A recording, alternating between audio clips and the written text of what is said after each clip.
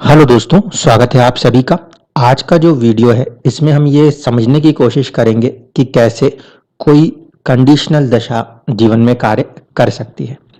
इस कुंडली में एक्चुअल में जो ख्वाहिश पैदा की गई थी या जो सवाल दिया गया था वो ये था कि केतु जो है उसकी आने वाली दशा किस तरह से काम करेगी। अब केतु की दशा कैसे काम करेगी, इससे पहले ये जरूरी था कि हम इस बात को समझें कि केतु की दशा आ भी रही है या नहीं आ रही, क्योंकि सिर्फ हमें चंद्रमा से एक ही दशा कोई सा भी सॉफ्टवेयर निकाल के दे देता है और हम उसके पीछे लग जाया करते हैं और इधर से उधर से जैसे जो मिले जिधर से उधर से लाके चीजों को कनेक्ट कर देते हैं। अब आज के इस वीडियो में ये पहले समझने की कोशिश करेंगे कि क्या जो दशा हमें दिख रही है वो सही में वैसे ही काम कर रही है या जो दशा के नियम हैं, कारक तत्व प्रभाव, वो सही में कहीं काम करते भी हैं या नहीं। पहली कंडीशन, जब कभी भी कोई इवेंट हो रही होती है तो गुरु और शनि साझा रूप से या तो किसी भाव को प्रभावित करते हैं या भावेश को प्रभावित करते हैं या फिर कारक को प्रभावित करते हैं।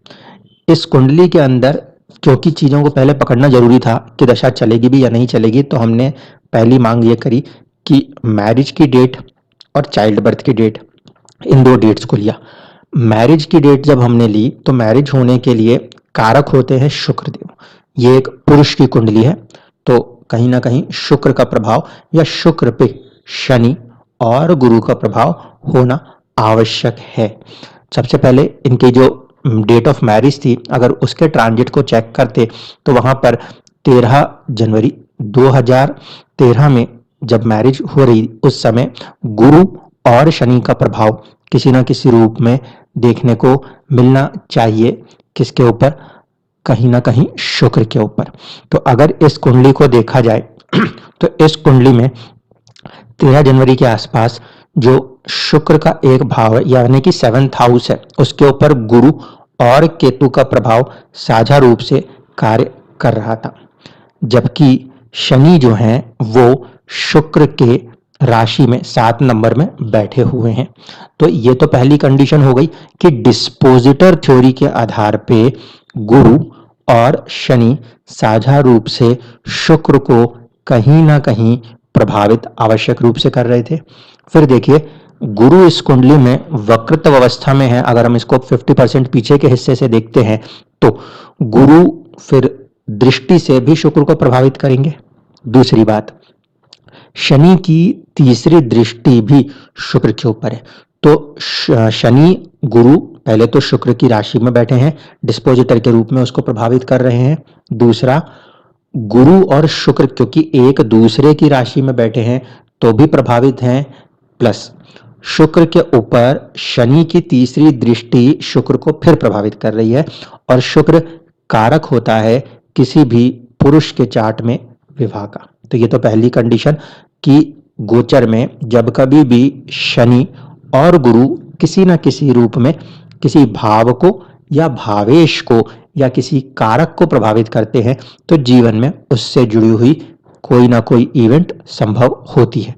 अब यहाँ पर जो दशा के सिस्टम में समस्या उत्पन्न हो रही थी वो ये हो रही थी कि जातक की बुध की महादशा चल रही, बुध की महादशा के चलने में जो ये समय है अवधि, उसमें केतु की अंतर्दशा थी और केतु की अंतर्दशा के साथ अगर हम इस चार्ट को रीड करने की कोशिश करते हैं शुरुआती उसमें, तो हमें ऐसा लगता है कि जो प्रभाव बन रहा है वो कुछ हद तक सही सही सा बन रहा है। देखिए, बुध की महादशा, केतु की अंतर्दशा और राहु की प्रत्यंतर दशा, अगर इस सिस्टम को लेकर चले और इस चार्ट को जो लगन कुंडली थी इसको देखें तो ये स्थिति कुछ अमूमन ऐसी थी। महादशा का स्वामी होकर जो बुध हैं वो कहीं ना कहीं कनेक्ट हो गए सेकंड हाउस में और वो भी शुक्र के साथ। दूसरा factor, second house family expansion का है, ठीक है, सपोर्ट करेगा। प्लस केतु जो है वो कहीं ना कहीं कनेक्ट हो रहा है आपके 7th हाउस में, तो मैरिज से कनेक्ट होने की कोशिश वहां पर करेगा। प्लस राहु जो है उसका एस्पेक्ट जो है वो भी किसके ऊपर आ रहा है? सीधे सीधे 7th हाउस के ऊपर आ रहा है, जो कि मैरिज के लिए जाना जाता है। तो एक तरफ से यहाँ पे देखें तो महादशा, अंतरदशा, प्रत्यंतर दशा जो है वो कुछ हद तक हमें सपोर्ट करती हुई सी नजर आती है मैरिज के मैटर में इनिशियली। ठीक है, अब दूसरा जो डेट हम चेक करते हैं वो है चाइल्ड बर्थ को लेकर। जब चाइल्ड बर्थ को लेकर देखते हैं तो फिर आता है जनवरी का ही महीना है, 27 जनवरी, और यहाँ पर ये 2018। अब इस पीरियड के अंदर यदि कनेक्ट करने की कोशिश करें तो ट्रांजिट्स स्टेट कुछ इस तरीके से बन रहे हैं। यहाँ पर जब हम दशा को लगा के रीड करने की कोशिश करते हैं तो फिर हमें क्या मिलेगा, बुध की महादशा अभी भी चल रही होगी। बुध की महादशा के बाद जो इस समय इनके ऊपर अंतरदशा है वो चंद्रमा की थी। अब चंद्रमा का यहाँ पे कोई डायरेक्ट संबंध नहीं बनता नजर आता गुरु के साथ, पहली कंडीशन। और इसके आगे की डेट्स में भी अगर हम जाने की कोशिश करते हैं तो वहां पर भी जनवरी के आसपास ऐसा कोई मेजर फैक्टर नजर नहीं आता जो कि कनेक्ट कर रहा हो संतान या संतान भाव से जुड़ने की। ठीक है, तो एक तरफ से एक इवेंट में हमने देखा कि हाँ ये दशा कुछ हद तक काम कर रही है और इससे मैरिज होती हुई सी नजर आती है, लेकिन जैसे अब हम इसमें चाइल्ड बर्थ में जा रहे हैं तो वहां पर फिफ्थ के साथ ही ऐसा कोई स्ट्रॉन्ग कनेक्शन नहीं दिखा पा रही। अब देखिए, एक रूल था कि कहीं कहीं पर कुंडलियों के अंदर विमशोत्तरी दशा काम नहीं करे, उसकी जगह अष्टोत्तरी दशा काम करे। तो जो अष्टोत्तरी दशा का काम करने का रूल है वो क्या कहता है, पहले उस रूल को समझते हैं और फिर उस रूल के हिसाब से देखने की कोशिश करेंगे कि क्या इस कुंडली के अंदर अष्टोत्तरी दशा काम कर सकती है, और अगर कर रही है तो कारक प्रभाव से चीजें हमें बिल्कुल दिखाई देनी चाहिए ही चाहिए। तो अगर हम देखें कि अष्टोत्तरी दशा कब काम करती है, इसका काम करने का तरीका यह है, राहु जो होगा वो लगन में नहीं होगा, किसी भी केंद्र या त्रिकोण में हो सकता है। राहु लगन में नहीं होगा लेकिन वो केंद्र या त्रिकोण में हो सकता है, किससे, लगन के स्वामी से। अब जरा इस चीज को इस चार्ट के अंदर लगाने की कोशिश करते हैं कि क्या राहु की प्लेसमेंट ऐसी है। देखिए, फर्स्ट हाउस लॉर्ड की बात करी जाए तो फर्स्ट हाउस लॉर्ड यहाँ पे या तो मंगल बन सकते हैं राशि के आधार पे, या केतु बन सकते हैं कोरूलर के आधार पे। दूसरी बात, नक्षत्र के आधार पे अगर हम देखते हैं तो अनुराधा नक्षत्र हमें देखने को मिलता है, जिसकी वजह से शनि बन सकते हैं। तो तीनों ही फैक्टर से उठा के देख लें तो राहु जो है वो केतु से केंद्र में है, शनि से केंद्र में है और मंगल से त्रिकोण में है। कहीं ना कहीं यही बात कही गई कि राहु जो है वो लगन में ना हो लेकिन फर्स्ट हाउस लॉर्ड, चाहे आप मंगल ले लो चाहे आप केतु ले लो, वहां से केंद्र में या त्रिकोण में हो। तो यहां पर यह रूल कहीं ना कहीं काम करता है। ऐसी स्थिति में यहां पे अगर हम अपने दशा को विमशोत्तरी से हटा लें और विमशोत्तरी से हटाकर इसको अष्टोत्तरी दशा के ऊपर ले जाते हैं तो यहां पर हमें कुछ चीजें देखने को मिलती हैं। देखिए, शुक्र की महादशा काम कर रही है 1998 से तकरीबन 2019 तक। अब इस अवधि के अंदर जब हम देखेंगे तो गुरु का जो प्रत्यंतर बन रहा है वो प्रत्यंतर विवाह कराता हुआ नजर आता है। अब दो बातें और हैं जिसको थोड़ा सा ध्यान से समझिएगा। देखिए, जब मैंने अभी आपको गोचर की बात कही, मैंने कहा था कि शनि और गुरु जो हैं वो रिश्ता बना रहे थे, तो शनि 7 नंबर की राशि में बैठ के रिश्ता बना रहे थे, जहां पर आपको जन्म के गुरु और साथ ही साथ मंगल नजर आ रहे हैं। गुरु कहीं ना कहीं सौभाग्य का कारक ग्रह है, ठीक है, और इस पर्टिकुलर लगन कुंडली के अंदर गुरु सेकंड हाउस लॉर्ड भी है और फिफ्थ हाउस लॉर्ड भी है, पूर्व पुण्य स्वामी भी है। मंगल इस कुंडली में छठा भाव और साथ साथ पहले भाव का स्वामी भी है। तो शनि का गोचर संबंध जो था वो सेकंड हाउस कुटुंब प्लस कहीं ना कहीं फिफ्थ हाउस लॉर्ड गुरु के ऊपर था, यानी कि कर्मा कनेक्टेड विद द पूर्व पुण्य कह सकते हैं, प्लस मंगल सेल्फ के साथ भी, पर्सनैलिटी के साथ भी कोई चीज होगी, फर्स्ट हाउस, साथ साथ सिक्स्थ हाउस।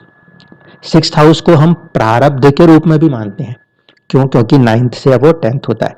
तो उस समय इस योग के कारण, गुरु और मंगल के योग के कारण शनि का गोचर ना सिर्फ कि गुरु को बल्कि मंगल को, यानी कि second house fifth house, sixth house, first house को भी प्रभावित कर रहा था। प्लस दूसरा इंपॉर्टेंट फैक्टर देखिए, शुक्र जो है, जो कि विवाह का कारक ग्रह है, वो कहीं ना कहीं प्लस सूर्य भी कहीं ना कहीं केतु के ऊपर से, जन्म के केतु के ऊपर से गोचर कर रहे थे। केतु भी विवाह में एक इंपॉर्टेंट प्लैनेट होता है, क्योंकि जितने भी स्टेबल मैरिजेस चाहिए हमें, जहां पे हम कहते हैं जन्म जन्म का बंधन, वो केतु से कनेक्ट होता है। तो शुक्र जो विवाह का कारक भी है, और इस कुंडली के अंदर फर्स्ट लगन से अगर देखें तो सेवंथ हाउस का स्वामी है, प्लस चंद्र लगन से देखें तो शुक्र जो है वो सप्तम में बैठा है। तो लगन से सप्तम, सप्तमेश प्लस चंद्र कुंडली से सप्तम सप्तमेश को प्रभावित कर रहा है, सूर्य भी शुक्र के नक्षत्र में। तो शुक्र विवाह पूर्ण रूप से करा सकते हैं। पहली कंडीशन बनी। जब हम यहाँ पर दशा प्रभाव देखते हैं तो दशा प्रभाव में शुक्र की महादशा में गुरु की अंतर, गुरु का ही प्रत्यंतर और स्ट्रांगली गुरु का ही फैक्टर ज्यादातर देखने को मिलता है उस डेट के आसपास।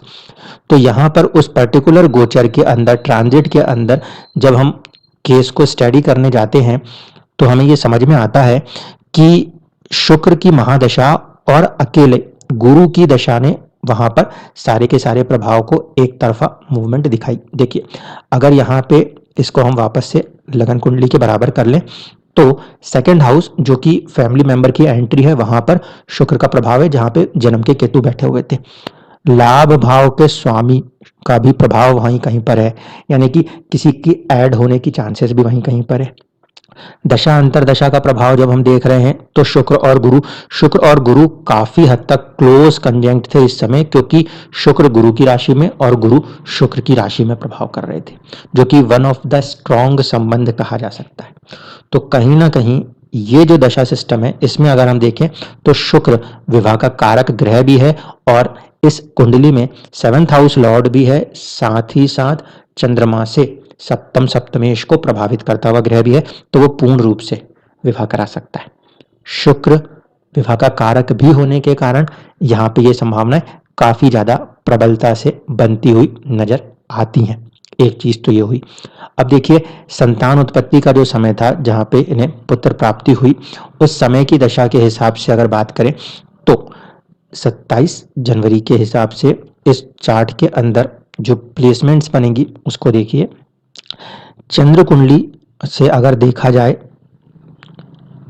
पहले एक बार बिना उसके चार्ट को देख लेते हैं, जिससे कि समझ में आए कि वो दशा कैसे रिजल्ट कर सकती है। देखिए, ये नॉर्मल चंद्र कुंडली है बिना किसी ट्रांजिट को लगाए हुए। यहाँ पर अगर हम देखें तो हमें दिखाई देता है कि राहु जो है वो पंचम भाव से रिश्ता जोड़ता है, संतान भाव से रिश्ता जोड़ता है, और बुध जो है वो कहीं ना कहीं पंचमेश है। ठीक है, 2013 और 18 मतलब कि कहीं ना कहीं एक डिले फैक्टर सा भी दिखता है। तो डिले फैक्टर इसी में आ जाएगा कि फिफ्थ हाउस का लॉर्ड शनि से प्रभावित भी है और अष्टम में बैठा है, लेकिन उच्च राशि का होकर बैठा है। तो चांसेस हैं चंद्र कुंडली के आधार पे कि थोड़ा सा डिले फैक्टर बनेगा। ठीक है, यहां तक तो ओके। अब जब हम दशा के अंदर आते हैं तो उस समय शुक्र की ही महादशा थी। शुक्र की महादशा के अंदर राहु की अंतरदशा काम कर रही थी, और राहु की अंतरदशा में काम होते होते बुध जो कि प्रत्यंतर दशा स्वामी है, ये कहीं ना कहीं कनेक्ट होते हुए नजर आते हैं चंद्र कुंडली के हिसाब से। अब अगर इसी बात को समझने की कोशिश करें तो ट्रांजिट इफेक्ट्स के अंदर भी ये कुंडली कहीं ना कहीं इन रिजल्ट्स को करने की कोशिश करती हुई सी नजर आती है। जन्म के ऊपर से जन्म के गुरु का गोचर संतान कारक गुरु होते हैं। जन्म के गुरु के ऊपर से गोचर में गुरु का जाना, 7 नंबर की राशि जो लिखी है वहां पर। दूसरा फैक्टर देखिए, शनि जो है वो कहीं ना कहीं गुरु की ही राशि में आकर बैठे हुए हैं। शनि जब गुरु की राशि में बैठे हैं तो फिर कारक फैक्टर देखिए, गुरु संतान का कारक भी है, वहां पर शनि का प्रभाव जा रहा है। जन्म के गुरु के ऊपर कहीं ना कहीं गुरु का ही प्रभाव जा रहा है। तो गुरु को गुरु और शनि दोनों ही प्रभावित करते हुए नजर आते हैं। इसके बाद दशा जिस हिसाब से हमने देखी, शुक्र का प्रभाव, शुक्र के प्रभाव के साथ साथ राहु के प्रभाव को हमने देखा। तो राहु भाग्य भाव में बैठे हुए हैं, पहली कंडीशन जो कि सपोर्ट करती है। दूसरा, अगर इसी चीज को चंद्र कुंडली से भी समझने की कोशिश करें, यानी कि 11 नंबर की कुंडली से अगर इसको समझने की कोशिश करें, तो इस स्थिति में भी कहीं ना कहीं शनि का जो प्रभाव है वो, देखिए चंद्र कुंडली में कैसे दिख रहा है, शनि का जो प्रभाव है वो और गुरु का जो प्रभाव है वो दृष्टि के द्वारा किसे प्रभावित कर रहा है, पंचम भाव, संतान भाव को प्रभावित कर रहा है गोचर में। चंद्र कुंडली के अंदर शनि और गुरु दोनों का प्रभाव कहीं ना कहीं संतान भाव पंचम को प्रभावित कर रहा है, और जो पंचमेश हैं बुध हैं वो शनि के साथ कनेक्ट होकर काम कर रहे हैं। तो इस स्थिति में भी ये चीज कहीं ना कहीं बनती है कि ये पीरियड चाइल्ड बर्थ को कनेक्ट करता हुआ सा नजर आता है। यहाँ पर जो बुध है उसका प्रभाव कहीं ना कहीं कनेक्ट हो रहा है 5th हाउस के ऊपर ही दृष्टि प्रभाव से, जो कि सपोर्ट प्रदान कर रहा है।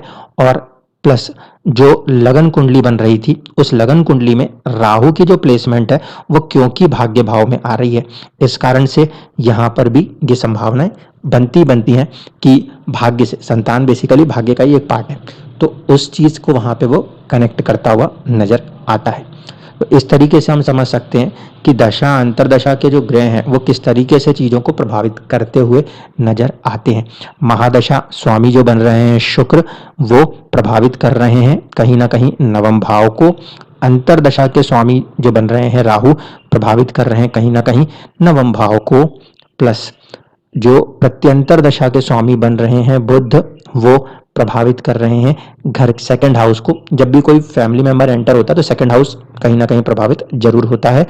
मैरिज के टाइम पर भी बुध की मौजूदगी यही थी, लाभ भाव का स्वामी, और किसमें लाभ, फैमिली के अंदर लाभ। संतान उत्पत्ति में भी बुध की स्थिति वहीं पर थी, और वहां पे बुध की स्थिति होने के साथ साथ वो जो है उसका संबंध गुरु के साथ, गुरु के साथ कैसे, क्योंकि बुध जो है वो गुरु की राशि 9 नंबर में बैठे हैं, इसीलिए डिस्पोजिटर के आधार पे वहां से भी वो गुरु से कनेक्ट थे। इस तरीके से अगर हम देखें और चंद्र कुंडली को ध्यान में रखते हुए देखें तो ये समझ में आता है कि ये दशांतर दशाएं यहाँ पे कार्य कर रही हैं। जो मेजर फैक्टर है वो यही कि कोई भी चीज जब रिजल्ट में कन्वर्ट हो रही है तो उसमें कोई ना कोई तत्व, कारक तत्व, फैक्टर हमें आवश्यक रूप से महसूस हो जाना चाहिए कि हाँ ये ग्रह इसका कारक तत्व रखता है, इसीलिए यह ऐसे रिजल्ट्स को करने में सक्षम होगा, जो कि कहीं ना कहीं इस चार्ट के अंदर दिखाई देता है। अब देखिए गुरु है जो कि संतान के कारक ग्रह होते हैं। जब 27 तारीख को हम वो देख रहे हैं तो 25 जनवरी से लेकर 29 जनवरी के बीच में गुरु की दशा प्रभाव नीचे कार्य कर रही थी। ऐसे स्थिति में कहीं ना कहीं वो जो फैक्टर है कि दशा में भी गुरु होना चाहिए वो यहाँ पे पूर्ण होता है, जो कि लगन कुंडली के पंचमेश भी है। इस स्थिति में यदि हम समझते हैं तो हमें समझ में आता है कि हाँ अष्टोत्तरी दशा ज्यादा काम करती हुई नजर आती है कंपेयर टू विंशोत्तरी, जहां पे हम इवेंट्स को आइडेंटिफाई करने जाएंगे लेकिन इतनी आसानी से आइडेंटिफाई नहीं कर पाएंगे। तो ये चीज हमें समझनी चाहिए। दूसरी एक बात, अष्टोत्तरी दशा होती है तो उसमें केतु को नहीं काउंट करते उस दशा के अंदर, इसीलिए मुझे अब नहीं लगता कि केतु की दशा का कोई ऐसा प्रभाव जातक के ऊपर दिखाई देना चाहिए। जो प्रभाव दिखाई देगा वो एक्चुअल में सूर्य की अभी दशा चल रही है और आगे जाके चंद्रमा की दशा का प्रभाव कहीं ना कहीं कार्य करता हुआ नजर आएगा। धन्यवाद।